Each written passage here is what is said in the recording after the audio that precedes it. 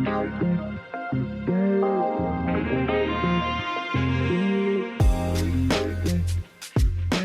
right, and we're back.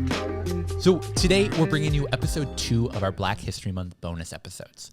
Really excited for the interview that we've got coming out today. It's Calandra Revering, someone that we've known for a while, someone who is the founder of the Good Zen, but also the founder of the Minnesota Association for Black Cannabis Professionals. Yeah, it's another really great interview, I think, just highlighting a lot of the amazing, we've stuck to mostly black women, the amazing black women in the Minnesota cannabis industry, and what they're doing and how we can amplify that message any way we can. Yeah. So I'm really excited for this one. Yeah, absolutely. We've got a couple more episodes coming out later in the month, but this one I think is really, really an awesome one. So really encourage people to listen through all the way to the end, and then check out the interview that we've got coming up with Natasha Givens next week, hearing a little bit more about her business.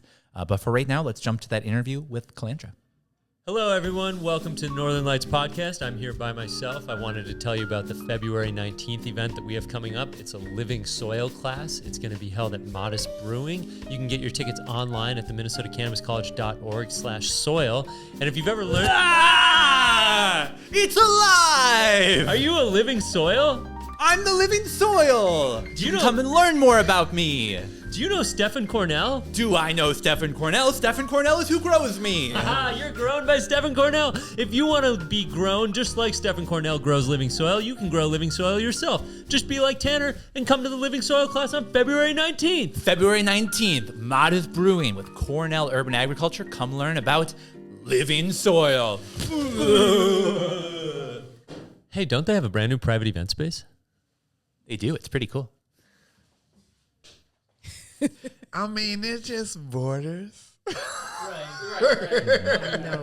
We're in the same region. You Minnesotans are really serious about the Vikings, and I don't know. I stopped paying attention after I left high school. Really? Yeah. Well, when I moved here in '98. I moved here for law school, and I actually lived 3 blocks away from here. Oh, really? You like this area? I didn't say I liked it. Oh. I just said I lived 3 blocks away. So I'm very familiar with West 7th Street. Okay. And my son went to the little elementary school just a few blocks away. So nice. Yeah. So you've been in Minnesota longer than you were in Wisconsin? Well, I grew up a little bit in Milwaukee, and then I went to elementary and junior high school in Las Vegas. Oh, okay. Went back to Milwaukee for high school and undergraduate, then moved here for law school. But my point is that you've become a Minnesotan. See, I knew you were going to say that, and I was intentionally trying to avoid that. I can see it. Because, trust me, I get back home enough.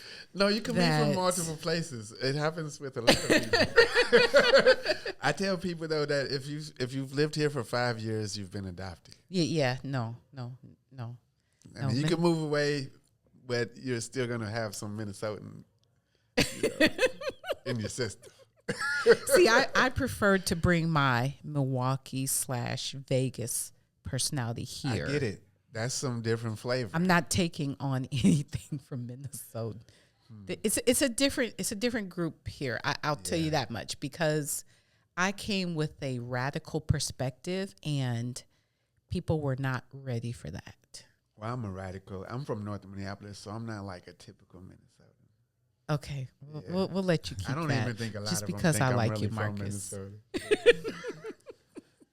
I've had some people say, you don't even have a Minnesota accent. Yeah. I'm from the north side. Well, I want to hear more about the radical personality. Wait, but first we should introduce a little bit on who we're talking to. Oh, we're using the camera battery, right? Yeah, it's all this is rolling. Jordan likes to do that hot mic shit. Oh yeah. Well, we're back. Welcome. We're here at the Dabbler Depot today. Super excited for today's conversation. Welcome, Calandra Revering. Welcome. Yes. Super excited to have you here. We should say you are with the Good Zen shop over in Brooklyn Park. Yes. You are also with the Minnesota Association for Black Cannabis Professionals. That's correct. And you also hosted an awesome event that we were at a couple months ago. Yes. But let's talk a little bit about your background, because I was really excited to hear more about that. So you talk about how you're a Minnesotan. No, I'm just kidding. You talked about how you really sort of come to Minnesota bringing backgrounds from multiple parts of the country. Yes. Tell us a little bit more about that. Well, I didn't really know Minnesota even existed, except for Prince. Everybody knows about Prince. But when I was applying for law school, I didn't get accepted anywhere. And I applied for law school, UW-Madison. And I didn't get in. And I contacted the dean, and I said, why wouldn't you accept me? My grades were great. I was a single parent, and I did very well on the LSAT. And he said, I don't think you're ready for matriculation. And I didn't feel defeated. I felt like, okay, I'm going to fight you harder, which is my personality. So I applied to William Mitchell. And not only did they let me in, they gave me a scholarship. So shout out to Minnesota. Shout out to Minnesota. So that's how I got here. But in college, I was a bit of a radical. I started a couple of protests. And even though my son was in a stroller, he was out on the line with me. And the longest protest was 1.5 years at a beauty supply store, when I saw a woman getting hit. She was pregnant, and she was hit by one of the cashiers. And I put a jar of grease in a bag, and I hit him in the face. And we all started fighting. So the next day I got on the radio, and I told the radio announcers what happened. One of them was part of he was with the Black Panthers, Michael McGee. And he said, what do you want to do? And before I knew it, I said, let's march. And we marched that store for 1.5 years. There were state representatives who came out, and so that's part of my radicalness. But, moving here and... that was like watching a short film in my imagination. Yes, yes. And and then I did it at the college, too. But they stopped that protest very quickly because it started escalating. It was banning some books that I thought did not need to be at the school. So, yeah, I'm just, I'm one of those people that if you tell me I can't do something, I'm going to do it even harder. Where does that come from? Is that just your nature, or did you have an example like that in your childhood who inspired you? Coming from the 53206, I don't know if you know what that is. So Milwaukee. It's a zip code in Milwaukee, but there's a documentary about it. You can watch it on Netflix or some of those other platforms. 3206. It's called 53206, and it is the zip code that incarcerates more Black men than any zip code in the nation. Is that on the north side of Milwaukee? What we consider the north side is very different from here. Like the north side, it's a very small concentration of Black people, but Milwaukee it's huge. Yeah. Yeah. And it was the most segregated city in the nation when I moved here in 98.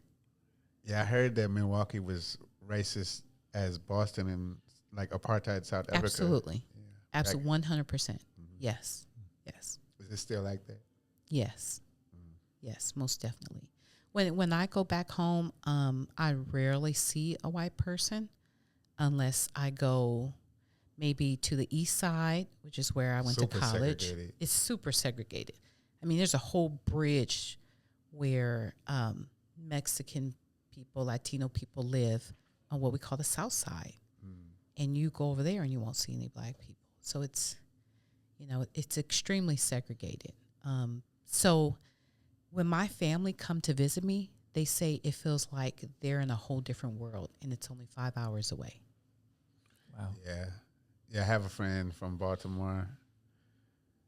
He's not used to being around this many white people. Yeah, and we all get along. That's what's scary to them. They're like, the white guy's talking to us. I'm like, yeah, you can talk back.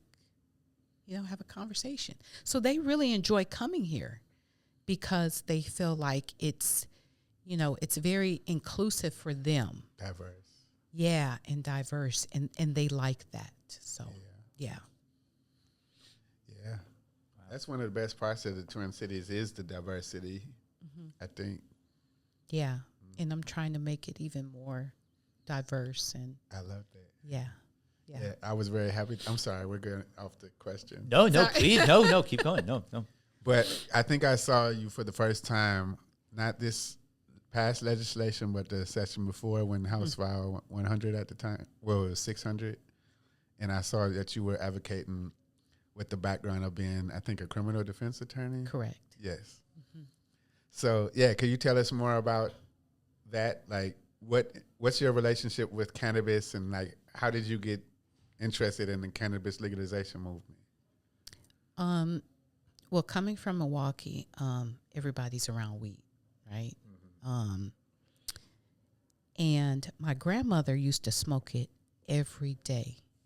Smart. Every day, yeah. Now she's gone. I realize how, smart that was. But she would even say, you just need a joint.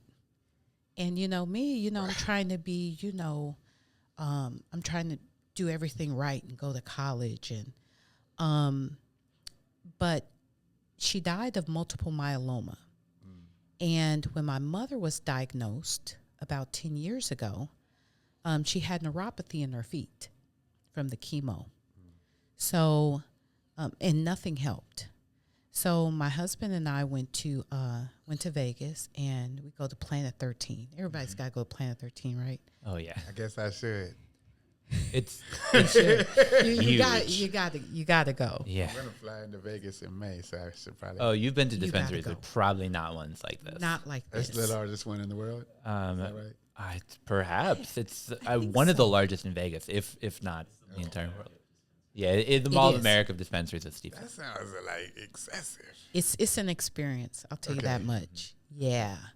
So the bud tender started talking to us about this cannabis and how and he said neuropathy. So I took it back, brought it back here to my mom, and it worked. So I went and got some more. And then I'm like, wait a minute. And then it all started to make sense with the pain. And now, of course, me being a lawyer, I wanted to learn more. Like, how did this happen here? And, learn about what was going on in California and Vegas. And then I started following what was going on in New York and Michigan. And just my general curiosity made me really start reading. And then I started thinking about what had been going on with my own criminal cases over 20 years and all the searches I had lost because I challenged because of the presence of marijuana, the smell of marijuana. So when this started happening in 22 here in Minnesota, I said, this, it only makes sense for me to get in the space. And over the course of, I would say 3 years, I visit over 40 dispensaries across the U.S. Yeah, that's impressive. You did Yeah. your market research. Yeah, yeah. And most of it came from just talking to business owners, not necessarily about the revenue, because I think that's private, but just talking to them about how hard was it to get this started and what do you enjoy most? What do you think people like the most? Why do they come see you? And we just started having some great conversations. Even now, talking to business owners in Boston and Jersey, and it's great. Yeah. What are some of those things that stand out from the stores that you've been to of like, wow, this sets apart the good stores from the other stores? So what sets the good ones from the bad ones? Yeah. There's no bad dispensaries. right. But no, I'm just kidding. Yeah. What makes it, but yeah, no, I always feel like the positive framing. What makes a good dispensary really good? I would say what I've learned, the first thing that makes a really good dispensary is your staff. So I was very strategic about the team that I picked. And my team is awesome. Tony is my right hand. And Tony is transitioning to Torella. And the drive and the innovation that Tony/Torella brings is amazing. And then there's Anthony, our store manager. And Anthony is your true bud tender. I mean, he knows good weed from bad weed, because he'll tell you, this is what I have in my rotation. And if your bud tender says they have a rotation, you got to listen to that bud tender. And then, of course, there's my son, Donovan. And Donovan, I mean, what mom wants their kid out here smoking weed, right? But, of course I knew. Mm-hmm. It's just like when he told me he was gay. I'm like, dude, I knew, right? The most open secret. Yeah. Mom knows. And he's like, I was screaming like, the fuck are you afraid of? I'm your mom, I'm going to love you. I'm your man 50 grand. Mm-hmm. And that's our little saying. I'm your man 50 grand. And he's the face behind the beverage too. So our THC beverage Slay. So Slay is to encourage more parents to support their LGBTQ children. And accept them as they are. Accept them as they are. And you need to love them because, I mean, they are amazing human beings. And what you're raising is somebody who can change the world, and if you just support them, it means so much to them. Yeah. And that's then, a great message. Thank you. Yeah. And then, of course, there's my husband who he does a lot of the paperwork. So I'm glad he stays in the other office and stays out of our way. It's an important role. Administration. Yes. I love that. Yes. No customer facing. Yeah. I love that. I've heard before that like good cultivators grow high quality cannabis, but that good cannabis business owners grow high quality employees. Yes. So I love sort of that. What makes a good business? It's having employees that know how to do their job and that want to do it well. Yeah. That's really cool. Yeah. I read Cannabis Times a lot. Mm-hmm. And they have a section every year where you can nominate your dispensary for different areas, whether it's, the team or the product or. So my goal is I want my team in that magazine. Mm-hmm. I want us to be nominated as, one of the best dispensaries to work in Minnesota. I love that. Yeah. Well, I need to come check out the shop. How has it been since you opened up? It's been great. I love that people come and they want to see the artwork, which we're in the process of, kind of switching over to, because what we want to do is give a platform for local artists to display their work. So all of our artwork are from local artists with no formal training, and the artwork is beautiful. There's paintings of George Floyd, Trayvon Martin, Breonna Taylor. We've even got RBD, Ruth Bader Ginsburg, up there. But you got to come see it. We just got a new batch of artwork in too that we're waiting to get framed, and it's absolutely gorgeous. So people come, they come with their coffee and, or whatever they have, and they look around first, and then they come through the entryway, another entryway, and they see our dispensary. So we just got some walls redone, wallpaper. It's weed now on the walls. Weed on the walls. Yeah. So everything against the wall. Yeah. You called and ordered some papers and they came way too large, and you're like, well, I guess I got to do it. No, I'm just kidding. I love that. I smoked a rose petal joint before I came here. A rose petal joint. Yeah, I was meeting with these two young black ladies that are interested in getting in the industry, but they need some guidance. And I've met a few people like this in my community, and it seems like they got the passion, the spirit, but they're gonna be leaning on different consultants. And there's a lot of people out here charging a lot of money to advise people, but I feel like it's a trap. Yeah. Like how would you advise some young black women, who want to get in the industry but don't really have extensive background in business? Like, how can they prepare? How can they compete? How can they raise money?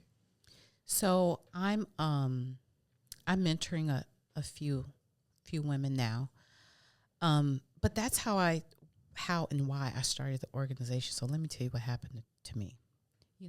Every time I think about doing something, can we even cuss on this? I'm sorry. I Oh, cuss absolutely. every Yeah. episode. Okay, all right. At least So 3 times. If not, someone probably should tell us, hopefully, at some point. Fuck it. Yeah. So when I start something, when I do something, some shit happens, and Shit always happens. shit always happens. It pissed me Oh, off. shit. I say that every So I call a colleague of mine. This is, when I was just about to open up, and I'm meeting some great people. Like I met Tanner at one of his first events. He doesn't even remember me, but I donated. I put $5. He was sitting there on the floor. Was this at like summer doing school or before that? It was A upstairs class? someplace. We had to go up these stairs. It Tanner was- is famous though. this dude is famous. No, They so said it was, you work with Tanner?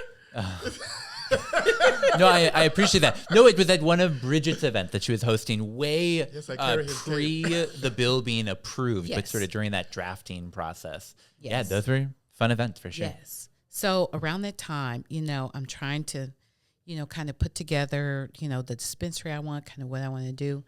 So I reached out to a colleague of mine, and I just shot him an email and said, hey, this is Calandra.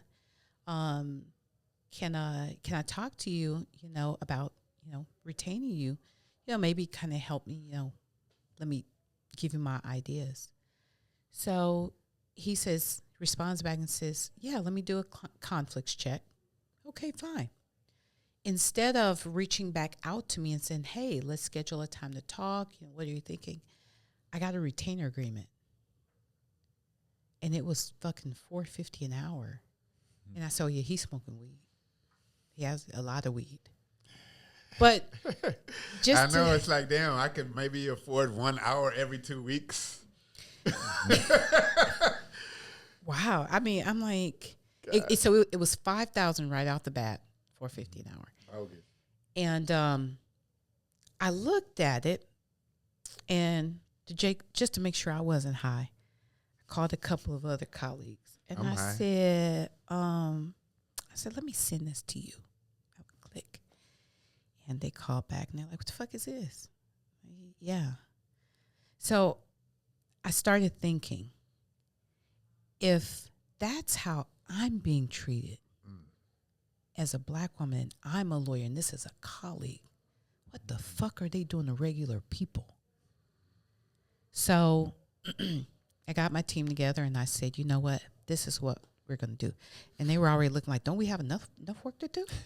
And I said, and I explained to them what happened to me and why this was important. And they all said, you're right. And I said, it should not be this hard, because if it continues like this, then somehow the big boys are going to come in and they're going to take over, because this bill was written for Minnesotans, for us to try to get into the space. But if you have the elitists who are already shutting us out again, then we will never excel. So, I heard that the Office of Cannabis Management put a projection out there because, they had to produce these reports to present to the legislature, that Minnesota will need about, approximately 400 dispensaries. So if a retail license can own 5 stores, and mezzo licenses can have 3 stores, there's only going to be so many people getting licenses. So that's an underestimate. Yeah, well, and thankfully, at least for that number, that's what they established, that legal floor. But I mean, minimum. either way, you're going to have, Jamie Croyle from Anoka is someone who came on our podcast and talked about how she wants to open a dispensary in her town. But if Anoka says, hey, we want to open a municipal shop, she's sort of out of luck. And it's like, well, if they don't approve a second one, they've met their legal minimum. I can move and go find a different community, or that's sort of it. Yeah, that was the compromise with League of Minnesota Cities, which represents all the city governments. Yeah. Is that, because a lot of states, they allowed cities to ban cannabis businesses. Like there's large stretches of California, 900 miles, where there's no cannabis businesses, like the red counties. I've been there. I've been there. But- I've gotten cannabis up and down California. I mean, there's a lot of cannabis from California and Minnesota right now. It is. Allegedly. Allegedly. Yeah. But in Minnesota, a place can, if like there's 12,500 people, they could say we're only going to have one. So they can't ban them, but they can limit them Yes. if the population area is Yeah. very small. Yeah. Yeah. I'm curious to hear your thoughts on House File 100 and sort of what you think went well, but also what you think needs to change. But first, let's take a quick short break. Okay.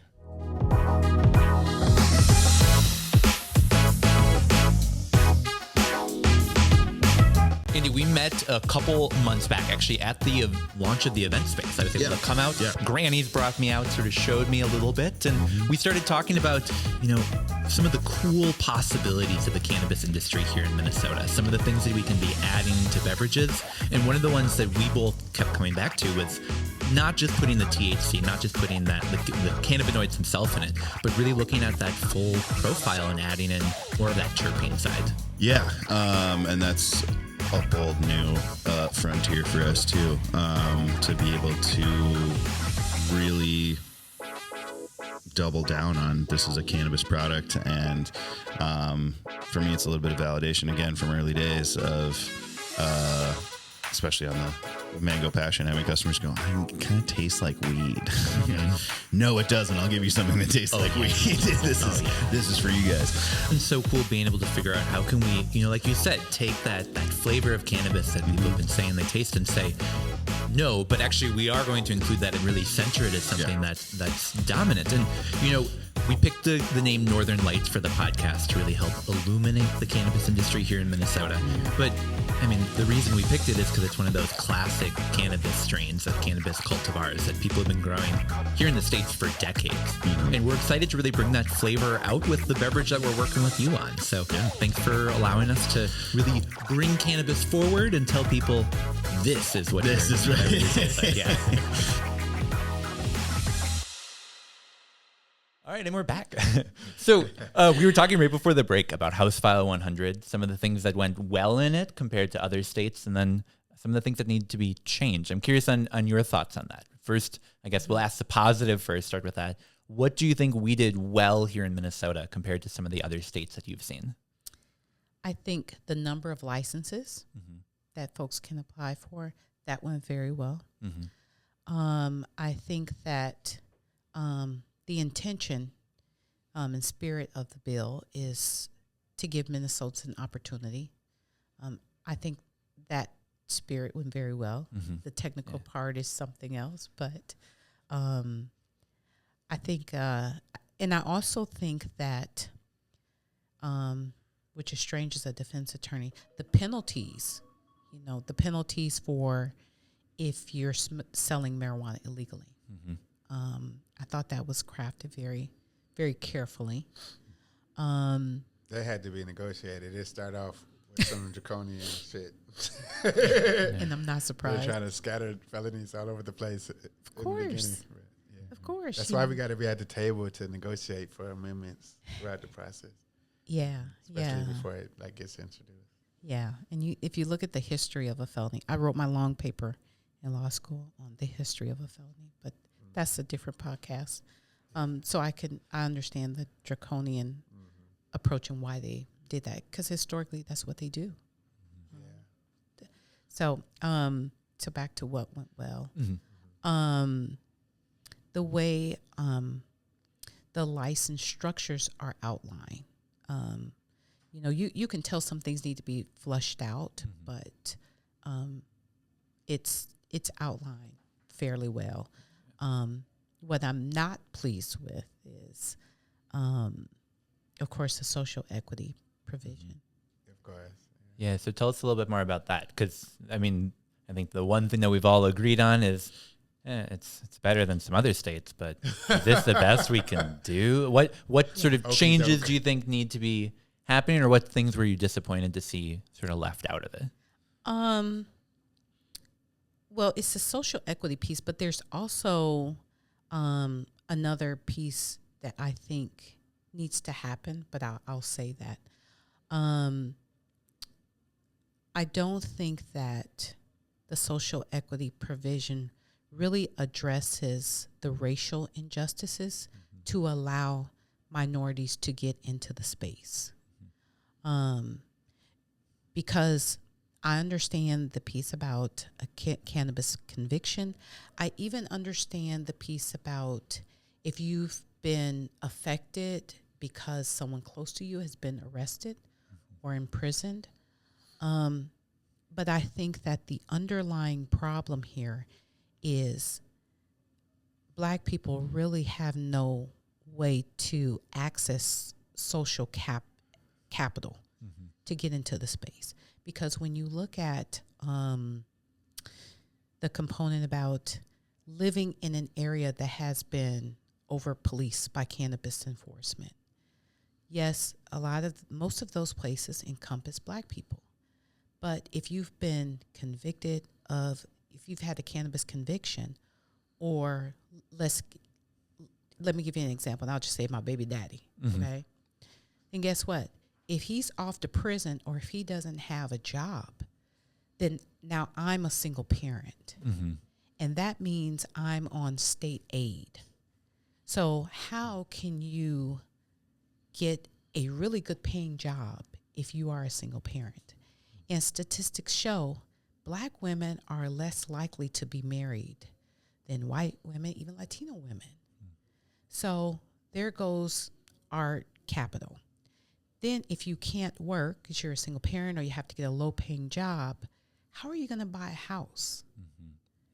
So when you look at the rates of Black home ownership, we're at the bottom. And we all know that's the number one way to gain capital, to get money, to have some type of wealth. And if we're dealing with redlining, we're dealing with banks who really don't want to give us money to buy a house. Now you're talking about layer upon layer of problems. Just think about when you went to college. I know when I did my FAFSA, it said, have you been convicted of a cannabis offense? If no, check out now. So when you just think about what has happened to us as a people in terms of the Black family, there's been a lot of destruction because of cannabis enforcement and convictions. So I don't think that the bill addresses the women who have been left behind to care for these children or to support the family because the Black man has been arrested and convicted.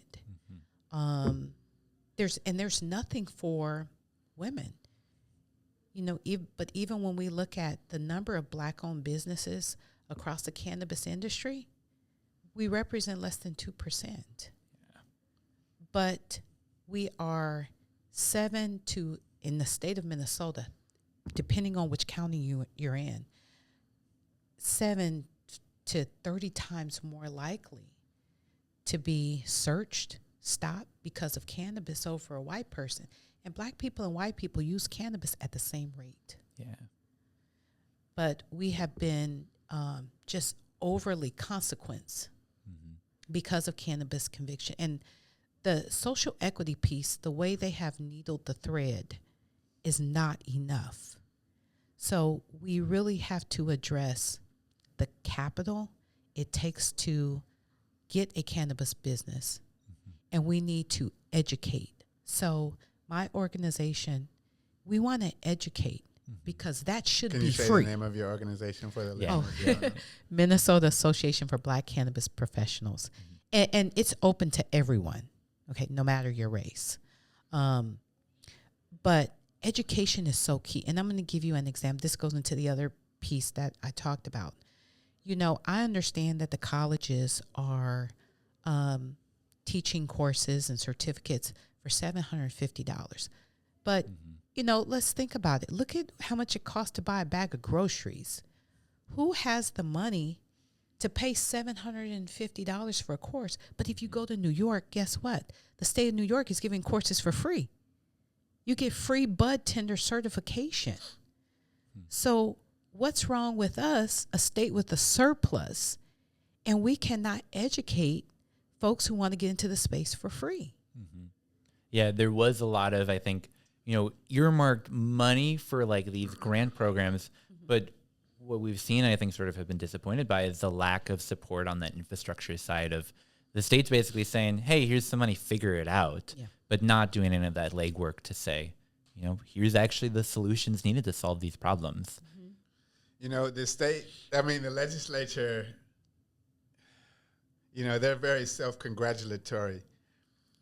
You know, they do mediocre things and think that they should just be praised to the heavens.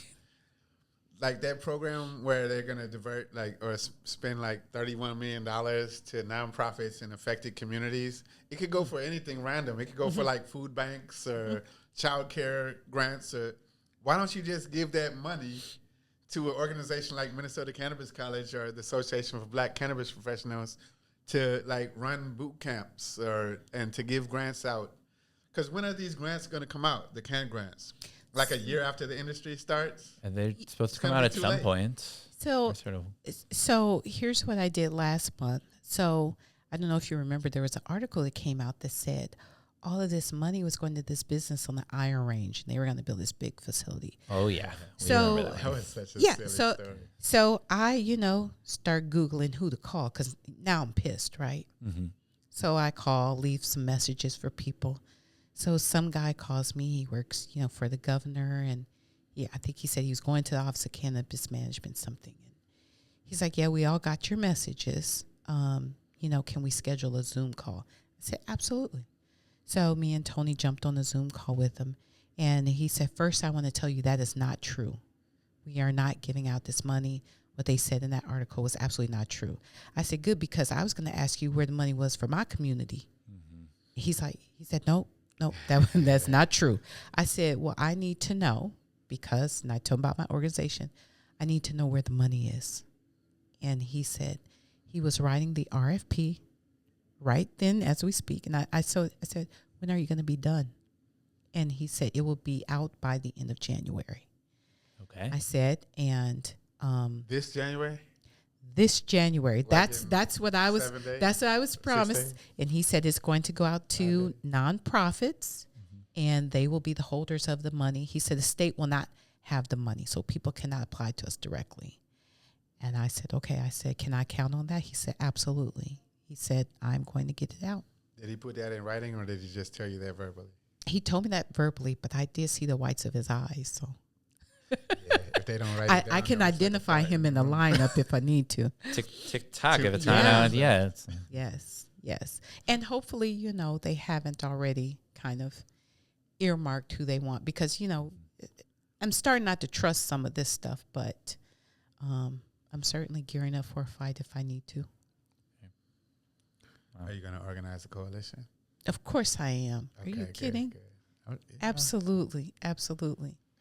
We're going to take it by storm. I mean, not like, January 6th storm. But No. Are you hopeful? No, not that's crazy as hell. In the good way. in a very good way. Insane.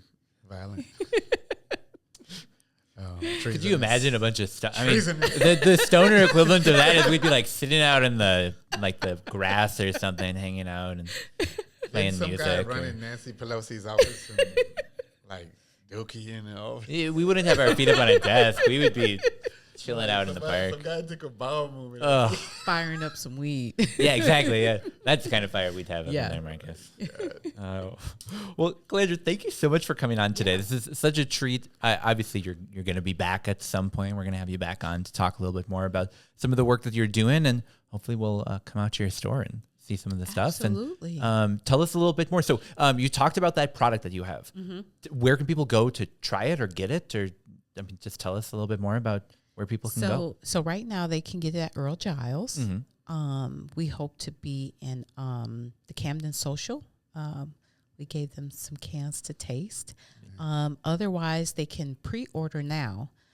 We've had so many pre-orders. We had to do another order because we did a huge tasting on our opening day, and we sold out before we even got them in. But people can also find us at the Food and Wine event down at the Omni Center. That's the Vikings new facility or something. Is that like Inver Grove Heights? It's actually going to be in, Egan. Yes, Okay. Egan. Yes, Okay. March 2nd and 3rd, we'll be there that weekend. And then we'll also be at Canafest with a beverage. And we just signed on to Lucky Leaf at the convention center. Sweet. And then we'll like put a visual of your website on the screen. But for those listening, where can they go to pre-order that? They can go to slaybeverage.com. Awesome. And they can pre-order on the website, and it is live. And they can also come into the store. We're located at 8509 Jefferson Lane North in Brooklyn Park. We're open Tuesday through Saturday, 12 to 8 p.m. Awesome. Wonderful. And we always have rap music playing. It comes out through the ceilings, and come by. You'll absolutely love it. Nice. Yeah, I'm excited to visit. Yeah. Thank you. Yeah. Thank you so much. We'll see you there shortly. All right. Sounds Awesome. good. We'll be right back.